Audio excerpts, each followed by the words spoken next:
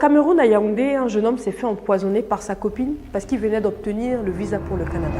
Comme on le dit très souvent, faites attention à vos fréquentations. Donc je vous raconte, un jeune homme âgé d'une vingtaine d'années avait postulé pour obtenir son visa pour le Canada. Donc après l'obtention de son visa, à quelques jours de son voyage, il décide donc d'annoncer à sa copine qu'il allait enfin pouvoir quitter le pays. Accompagné de sa copine, il se rend à la banque pour faire un retrait de 3 millions qu'il pourra échanger une fois arrivé au Canada. Jusque-là, tout va bien.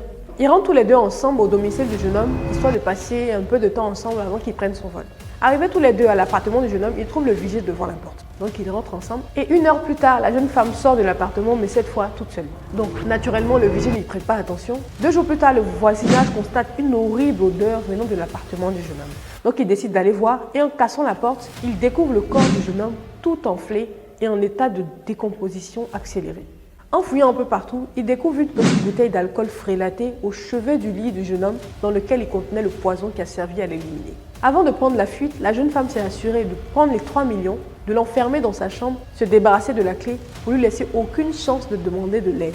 Donc, résultat du compte, le jeune homme n'a pas pu voyager finalement et il a perdu la vie de façon tragique. Cette histoire est vraiment horrible. Vous dites-moi en commentaire ce que vous en pensez. Et surtout, continuez de nous suivre sur VNews. C'est l'actu.